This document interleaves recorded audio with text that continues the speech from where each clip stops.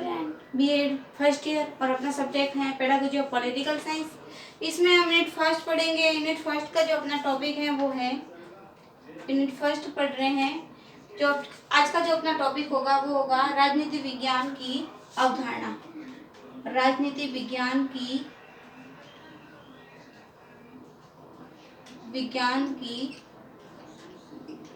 अवधारणा।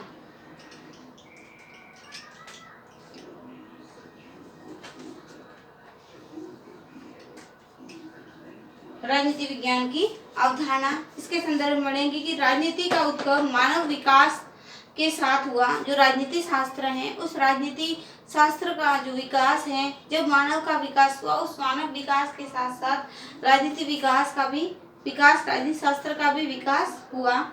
आदि मानव अपने कबीले बनाकर मुखिया का चुनाव करते थे। जब आदि मानव थे, जनपद हुआ करते थे, वही जनपद से फिर जो आदि मानव थे उन्होंने फिर धीरे धीरे कबीले में रहना शुरू कर दिया और कबीलों का नाम दिया और उनमें एक जनपद और महाजनपद, जो फिर छोटे गांव से उनको जनपद, जो बड़े थे उनको महाजनपद के नाम से हम जानते थे। फिर उन्हीं जनपदों में से उनका मुखिया का चुनाव करते थे और पूरे कबीले पर शासन करता था।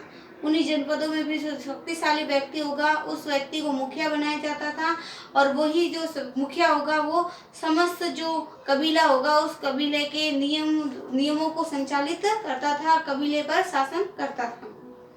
मुखिया बनने के लिए प्राचीन समय में विभिन्न प्रयास किए जाते थे तथा विरोधियों को परास्त करने के योजनाएं भी बनाई थी। यही राजनीति शास्त्र का प्राचीनतम स्वरूप माना जाता है। सने सने मानवीय सभ्यता के विकास के युग आते गए, धीरे धीरे मानव का विकास होता गया और राजनीति शास्त्र भी विकसित होता गया। राजनीति शास्त्र का व्यापक स्वरूप राजतंत्र में देखने को मिलता है।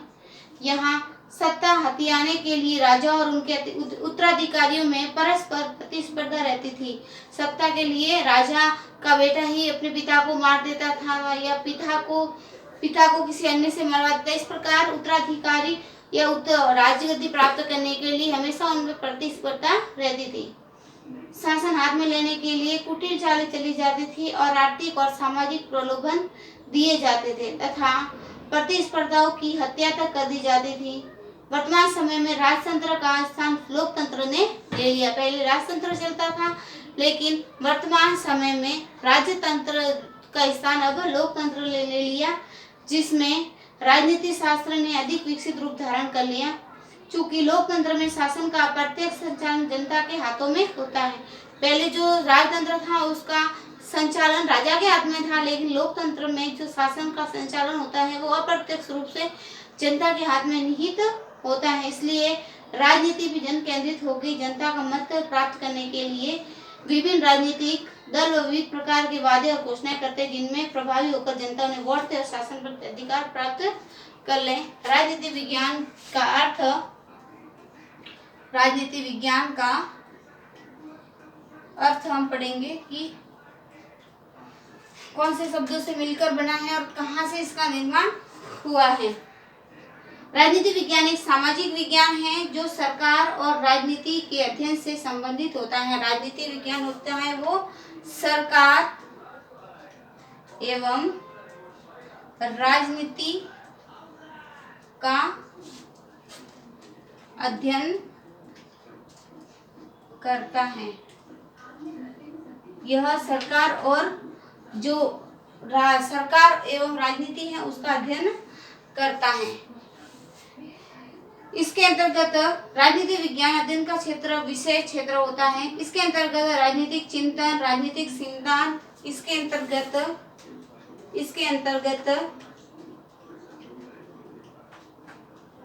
राजनीतिक चिंतन,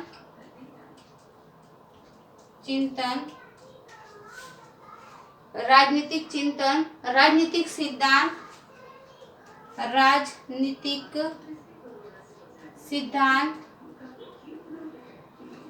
राजनीतिक चिंतन, राजनीतिक सिद्धांत और राजनीतिक दर्शन का और राजनीतिक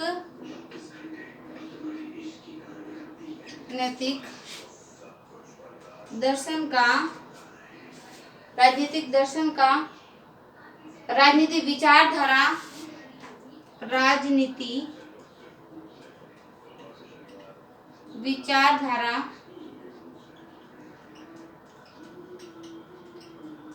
राजनीति विचारधारा एवं संस्थागत या संस्थागत ढांचा संस्थागत या संरचनागत ढांचा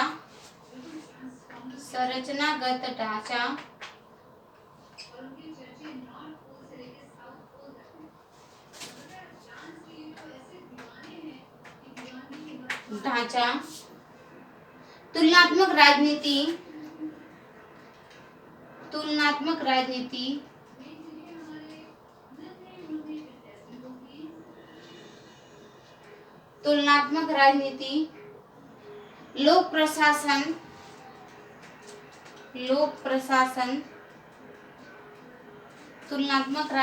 लोक प्रशासन अंतर्राष्ट्रीय कानून और संगठन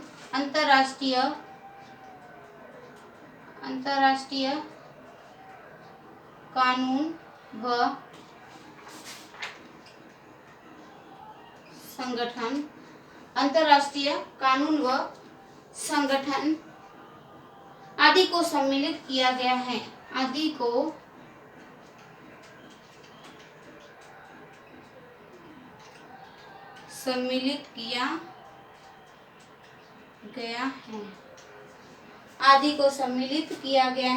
देखो, राजनीति विज्ञान के अंदर इसके अवधारणा को हम देखें कि पहले जो जनपद हुआ करते थे, उन जनपदों में जो शक्तिशाली व्यक्ति था उसको मुखिया बनाया जाता था, कबीले का मुखिया बनाया जाता था और वही शासन करता था। फिर धीरे धीरे उसका विकास हुआ तो राजतंत्र बना। राजतंत्र के अंतर्गत भी जो सत्ता प्राप्त करने के लिए जो बहुत सारे ऐसी चालें चली जाती थी, जिसमें राजा का बेटा राजा को मरवा देता था, अपने उत्तराधिकारी, या उस राजा के 3 बेटे थे, उस गद्दी को प्राप्त करने के लिए बड़े बेटे की हत्या करवा देते थे। यानी बहुत सारी जो कूटनीति की चालें होती थी वो चालें चली जाती थी और प्रतिस्पर्धा होती थी, और जो शक्तिशाली होता था या जो जिस राज्य को जीत जाता था वो शासन करता था, वो राजतंत्र था। लेकिन धीरे धीरे वही राजतंत्र की समाप्ति होती गई और भारत के अंदर या व्यक्तियों शासन के अंदर लोकतंत्र शासन प्रणाली आई। लोकतंत्र शासन प्रणाली के अंतर्गत व्यक्तियों ने अप्रत्यक्ष रूप से अपना प्रतिनिधित्व चुनते थे, लेकिन जो समझ शक्तियां होती थी अप्रत्यक्ष रूप से जनता के हाथों में निहित होती थी। धीरे धीरे इसकी वृद्धि होती गई और इसमें व्यक्तियों को जागरूकता आई और व्यक्तियों ने इस लोकतंत्र को अपनाकर सत्ता को अपने हाथों में लेना शुरू किया। धीरे धीरे हम कहते हैं कि राजनीति का अर्थ हम समझेंगे कि सरकार एवं राजनीति का अध्ययन करता है। जो राजनीतिक शास्त्र होता है वो राजनीतिक शास्त्र सरकार एवं राजनीति का अध्ययन करता है। यानी इसके अंतर्गत हम राजनीति के अंतर्गत इसका जो क्षेत्र है वो बहुत ही विशिष्ट क्षेत्र है। इसमें हम सरकार की जो नीतियां होती हैं, सरकार के जो नियम होते हैं, सरकार की जो पालनाएं होती हैं, उस संबंधित सरकार की जो योजना होती है, उन समस्त चीज़ों के बारे में अध्ययन करते हैं। इसलिए राजनीति को सरकार एवं राजनीति का अध्ययन कहा जाता है। इसके अंतर्गत, इस सब्जेक्ट के अंतर्गत, राजनीति के अंतर्गत राजनीतिक चिंतन, इसके अंदर राजनीतिक चिंतन जो विचार हुए हैं, बहुत सारे राजनीति से संबंधित राजनीतिक चिंतन, उसके अंदर राजनीतिक सिद्धांत, राजनीतिक दर्शन, राजनीति विचारधारा, संस्थागत या संरचनागत ढांचा, तुलनात्मक राजनीति, लोक प्रशासन, अंतर्राष्ट्रीय कानून, संगठन आदि को सम्मिलित किया गया है। इसके अंतर्गत हमने, इसके बहुत सारे विस्तृत क्षेत्र हैं। इन क्षेत्रों में इसके अंतर्गत हमने राजनीति चिंतन के वाले क्षेत्र को रखा, राजनीति सिद्धांत के क्षेत्र को रखा, राजनीति दर्शन के क्षेत्र को रखा, राजनीति विचारधारा से संबंधित क्षेत्र को रखा, संस्थागत या संरचनागत ढांचे से संबंधित क्षेत्र को रखा, तुलनात्मक राजनीति से संबंधित क्षेत्र को रखा, लोक प्रशासन या अंतर्राष्ट्रीय कानून से संबंधित संगठन आदि इस क्षेत्रों को हमने इस विषय के अंतर्गत सम्मिलित किया है। अब इसका अर्थ देखेंगे कि राजनीति शब्द की उत्पत्ति कहाँ से हुई है, कौन सी भाषा से हुई है, इसके बारे में हम जो अपनी नेक्स्ट क्लास होगी उसमें चर्चा करेंगे। आज की क्लास में हम इतना ही पढ़ेंगे। आप सभी को ध्यान से सुनने के लिए धन्यवाद।